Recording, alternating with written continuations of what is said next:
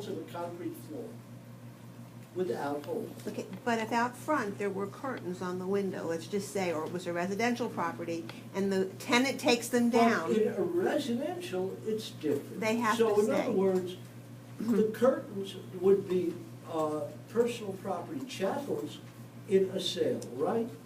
But if the lessor had curtains on the windows, the lessee could not take those curtains away.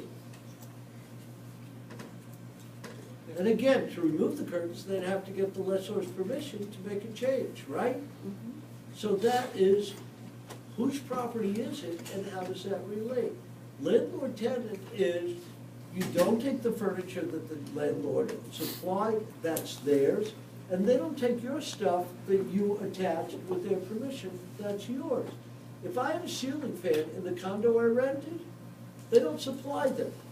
But I would make sure to A, get lessor's permission to put a ceiling fan up, B, put my ceiling fan up, and when I left the property, I would remove the ceiling fan, take it with me, and patch up the holes. That's all I have to do. But what's mine is mine, what's theirs and theirs, and landlord-tenant, what's attached is the new buyer's, what's not attached, the owner can take out with them, right?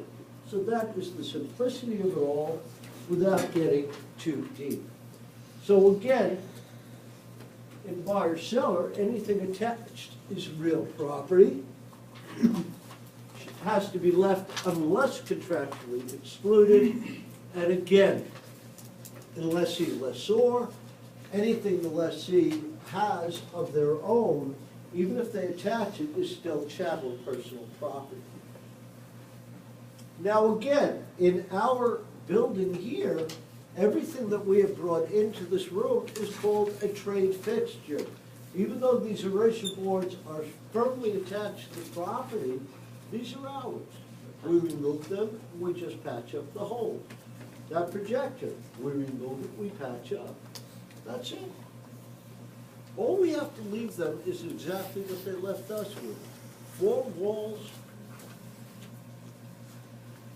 3 doors, a concrete floor, and really, not even the ceiling tiles and the fixtures, the light fixtures, those are ours. We leave it the way we got it. Now again, the trade fixture, the projector on the ceiling that you see, is what is called a trade fixture. This is a Gold Coast asset, not an Intracoastal Mall asset. And it is ours to do with as we please at any time. Can we be removed not only at lease termination, but any time during the lease? We don't need a projector to instruct this. You guys like the visual, so we put it up there. Now again, ownership means property, not real estate, but real property. And again, if you look at the terminology on page number 120,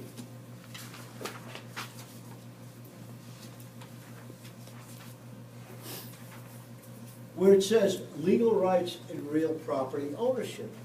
Again, real property laws, this is a state test concept.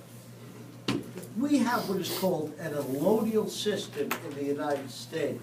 Remember those italicized terms for the state test are so vital.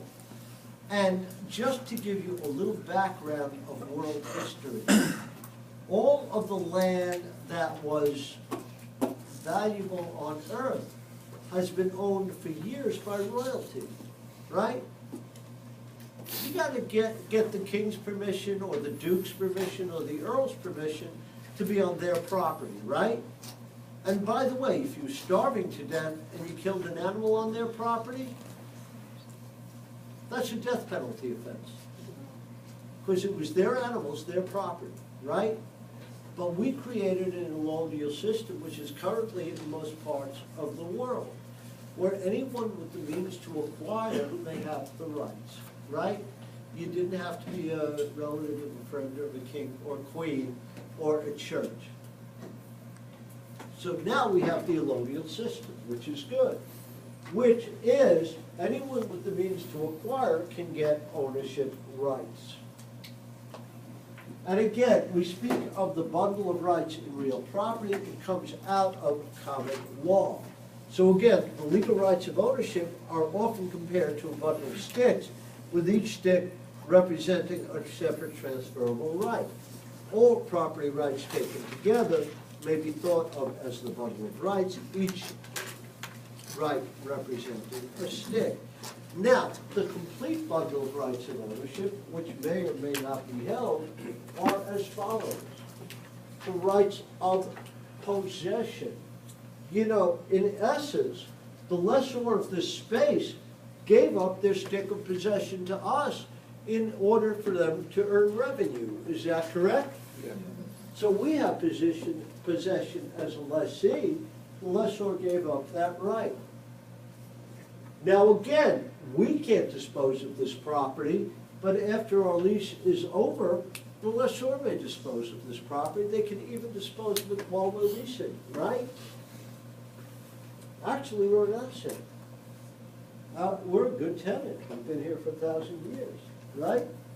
So we're reliable. We pay the rent. Again, quiet enjoyment.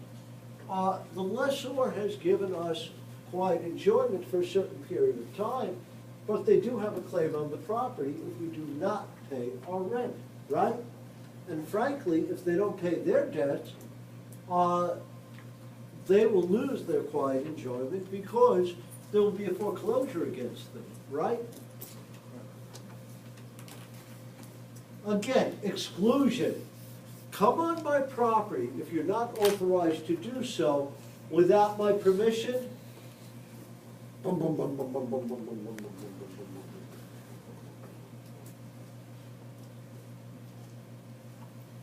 And again, we have what are called castle rights in this world. Your home is your castle. You have ultimate control as long as you're within law. Now again, the extent of the bundle of rights will be found in what is called an estate or a tenancy.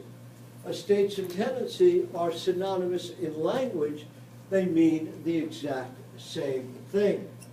But the estate is the extent, the quality, and the quantity of the rights in real property. Estates and tenancies are broken into two classifications. Again, the two classifications of estates or tenancies are as follows. What is called the freehold estate. A freehold estate is true ownership of bundle of rights. Now, there's a second type of estate which is limited in rights, and that is called a non-freehold estate. The non-freehold estate in our language is what is called the leasehold estate. This is not ownership, this is possession and use for a definite period of time. Freehold is for an indefinite period of time. Freehold means ownership. Non-freehold means you're leasing, you don't own. Now again, an estate in freehold is the most powerful ownership that exists.